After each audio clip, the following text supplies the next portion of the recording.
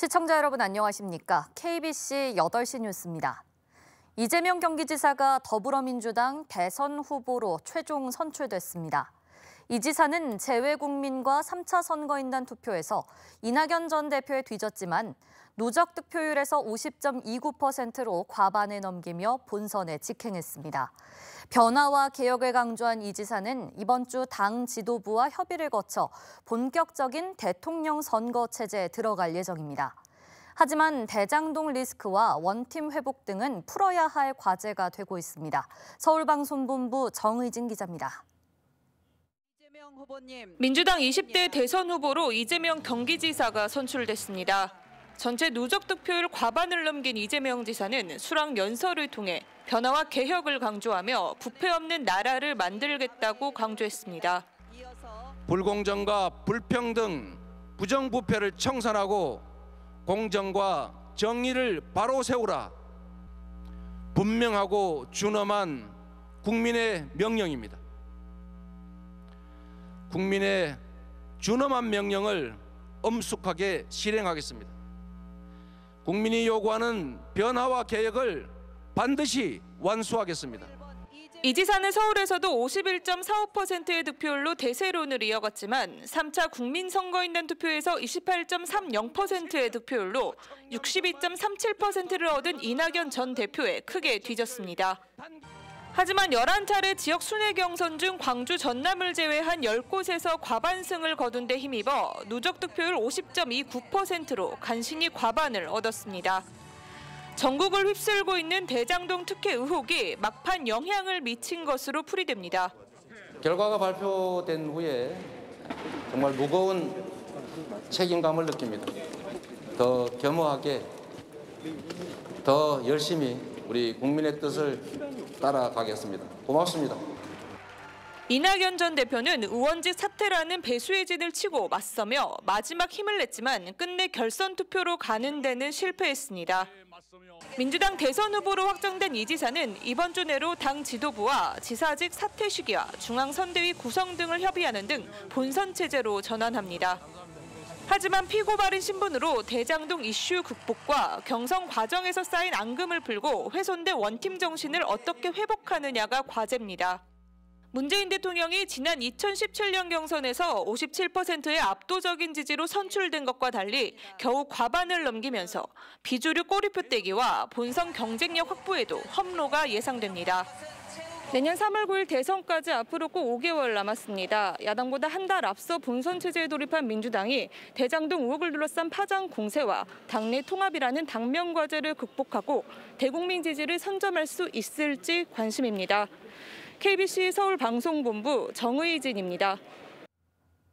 대선 후보를 4명으로 압축한 국민의힘이 내일 광주에서 현장 최고위원회에 이어 첫 지역 순회 토론회를 갖는 등 본격적인 호남 민심 잡기에 나섭니다.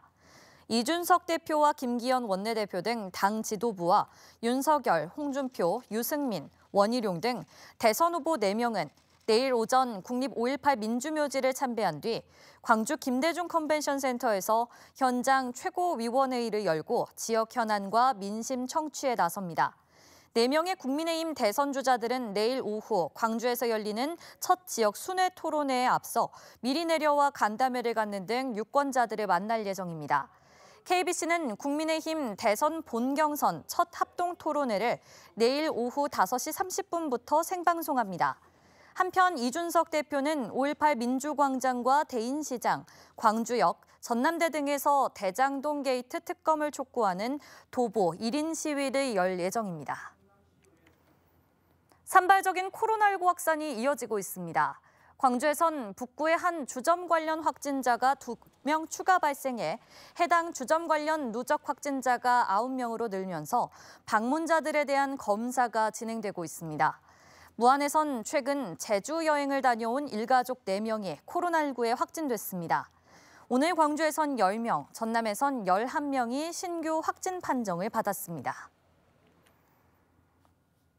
영광 지역 SRF 열병합 발전소 가동 여부를 놓고 법적 다툼 등 지역 내 갈등이 커지고 있습니다.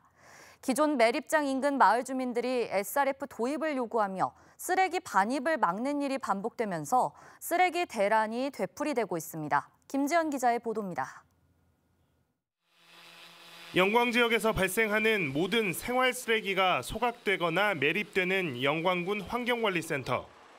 하지만 올해 초부터 가동과 중단이 반복되고 있습니다. 센터 주변 마을 주민들이 수시로 쓰레기 반입을 막고 있기 때문입니다. 이들은 환경오염과 악취 피해를 주장하며 대책을 요구하고 있습니다. 그 냄새가 마을까지 온다는 거예요. 그러다 보니까 반입맛도 떨어지지, 건강 상태도 안 좋지. 그 감소를 하고 지금 이 가동을 찬성을 해서 해왔던 반대.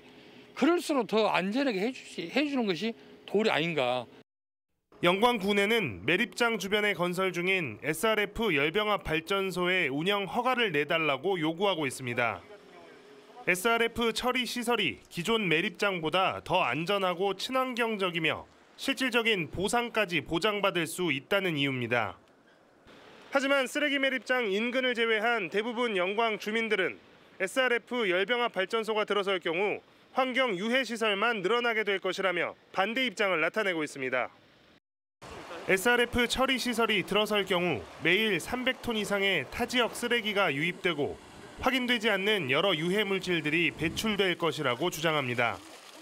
현재 갖고 있는 기술이나 설비 시설, 그것도 국가가 아닌 민간에서 그만한 설비를 들여서 대기 오염물질을 없앤다는 것은 말이 안 되고요.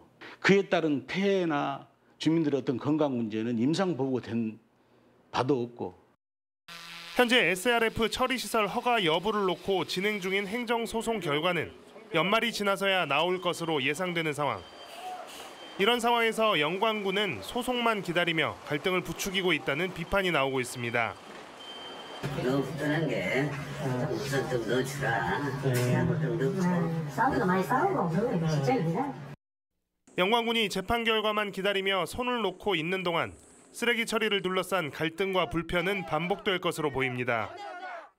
KBC 김재현입니다. 신안 흑산도 해역에서 지진이 발생했습니다. 오늘 새벽 2시 18분쯤 신안군 흑산도 북서쪽 58km 해역에서 규모 2.1의 지진이 감지됐지만 기상청과 소방당국의 피해 신고는 접수되지 않았습니다. 신안 흑산도 해역에선 지난 4월과 8월 등 올해만 4차례 지진이 감지됐습니다. 농산물 보관 창고에서 불이 나 수천만 원의 재산 피해가 났습니다. 오늘 아침 7시쯤 무안군 몽탄면의 한 농산물 유통센터에서 불이 나 창고 한 동과 창고에 보관 중이던 양파를 태우면서 소방서 추산 9천여만 원의 재산 피해가 났습니다. 경찰과 소방당국은 창고 안 전기 배전반에서 처음 불이 시작된 것으로 보고 정확한 화재 경위를 조사하고 있습니다.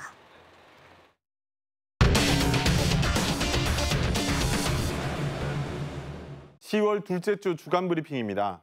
한글날 대체 공휴일인 11일 월요일에는 국민의힘이 현장 최고위원회를 광주에서 엽니다. 오전에 국립 5.18 민주묘지를 참배한 뒤 현장 최고위원회의를 김대중 컨벤션센터에서 진행하는데요. 이후 이준석 대표가 혼자서 5.18 민주광장에서 대장동 게이트 특검을 촉구하는 피켓팅 시위를 진행할 예정입니다. 이번 주부터 광주 전남 지역 공공기관들에 대한 국정감사가 본격적으로 시작됩니다. 12일에는 한국전력과 광주지방고용노동청, 13일에는 여수광양 항만공사와 영산강유역 환경청이 국정감사를 받습니다. 14일에는 한국콘텐츠진흥원과 국립아시아문화전당, 한국농어촌공사와 한국농수산식품유통공사가, 15일에는 국회 행안위가 내려와 전라남도와 전남경찰청에 대한 현장 국정감사를 진행합니다. 13일 수요일에는 세방 리튬 배터리 공장 준공식이 광주에서 열립니다. 광주시와 투자협약을 맺은 뒤 지난 2월 평동 2차 산업단지에 1,150억 원을 들여 짓기 시작한 공장이 준공되는 건데요. 이 공장은 전기자동차 배터리 제조 공장으로 빅그린 산단의 친환경 자동차 부품 인증센터와 글로벌 모터스 등과 함께 시너지 효과를 낼 것으로 보입니다.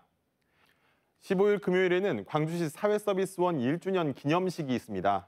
광주시 사회서비스원은 민간이 제공하는 돌봄 등 복지 서비스를 정부나 지자체 등 공공기관이 나서는 건데 문정부 주요 국정과제 중 하나였습니다. 지난 1년간 긴급 틈새 돌봄 서비스 국공립시설 직접 운영 등의 활동을 펼쳐왔으며 지난 9월 서비스원 운영에 대한 법률이 통과되면서 안정적인 운영이 가능할 것으로 기대됩니다. 지금까지 10월 둘째 주 주간 브리핑이었습니다. 다양한 신재생 에너지를 체험할 수 있는 테마 전시관이 문을 열었습니다. 기후위기를 막을 수 있는 친환경 에너지와 첨단 기술이 어우러진 미래사회 모습을 만나보는 에너지파크를 임소영 기자가 소개합니다. 태양광 패널에 전기가 점점 충전됩니다. 바람이 불기 시작하면 발전기가 돌고 도시의 건물들엔 환하게 불이 켜집니다. 태양광과 풍력, 바이오 에너지 등 신재생 에너지가 만들어지는 과정이 그래픽과 체험, 영상을 통해 알기 쉽게 소개됩니다. 탄소 제로 시대의 집과 도시는 어떤 모습일까? 지방 곳곳엔 에너지 소비를 줄이는 태양광 블라인드와 스마트팜 등 갖가지 스마트홈 기술이 가득합니다. 자율주행 전기차가 생활화된 거리, 깨끗한 전기 에너지와 4차 산업 기술이 어우러진 미래 세상의 모습입니다. 역시 전기 기반 시스템이어서 자동차 반응 속도가 나보다 빠르구나. 전기의 역사와 현재, 그리고 미래를 한눈에 볼 수 있는 에너지 테마 공간인 에너지파크가 광주 상무시민공원에 문을 열었습니다. 한국전력공사와 광주시의 에너지밸리 상생협력 사업의 결과물입니다. 탄소 중립의 중요성을 보다 정확하게 인식할 수 있고 또 스마트시티 같은 체험을 통해서 다가오는 미래의 에너지 생태계를 우리 직접 채워볼 수 있는 그런 공간으로 자리매김할 것입니다. 에너지파크 전시관인 해담마루 주변에는 낮 동안 태양열을 축적해 야간에 빛을 내는 솔라트리와 에너지 분수 등 미래 에너지를 상징하는 조형물들이 시민들에게 또 다른 즐길거리를 선사하고 있습니다. 기후위기를 막기 위한 신재생에너지 기술을 경험할 수 있는 에너지파크는 연중 무료로 이용할 수 있습니다. KBC 임소영입니다. 지난 6일 여수의 한 요트 정박장에서 현장 실습 중 고교생이 숨진 사건과 관련해 교육부가 희생 학생에 대한 애도를 표하고 개선책 마련을 약속했습니다. 교육부는 안타까운 사고로 희생된 고인에 대한 깊은 애도를 표하고 전남교육청과 공동조사단을 구성해 관련 사항을 파악하는 한편 현장 실습 안전 확보를 위한 후속 조치를 강구하겠다고 밝혔습니다. 여수의 한 특성화고 3학년인 A군은 지난 6일 여수 웅천 친수공원에서 요트 현장 실습 중 무리하게 잠수 작업에 투입됐다 숨졌습니다. 금호타이어 광주 공장 이전 계획이 차질을 빚고 있습니다. 광주시에 따르면 금호타이어로부터 광주 공장 부지의 용도 변경을 위한 개발 계획안을 접수받은 적이 없으며 금타 공장의 관내 이전을 위한 행정적 지원도 사실상 중단한 것으로 확인됐습니다. 전국금속노동조합 금호타이어지회가 지난 4일 회사 측과 가진 면담 자리에서 9월 예정이었던 한평군과의 이전 계약이 아직 진행되지 않았다는 내용을 전달받았다고 밝히기도 해 연내 공장 이전 문제 결론이 불투명하다는 전망이 나오고 있습니다. 늦더위가 이어진 가운데 곳곳에서 비가 내리고 있습니다. 오늘 광주의 낮 최고 기온은 30.7도를 기록해 기상관측 이래 10월 기온으로는 두 번째로 높았습니다. 늦더위는 비와 함께 꺾이겠습니다. 비는 내일까지 20에서 60mm가 더 내릴 것으로 예보된 가운데 일부 지역에선 내일 새벽까지 돌풍과 천둥 번개를 동반한 강한 비가 내리는 곳도 있겠습니다. 내일 기온은 오늘보다 5도에서 10도가량 큰 폭으로 떨어지면서 아침 기온은 14도에서 20도, 한낮 기온도 17도에서 21도에 머물러 선선하겠습니다.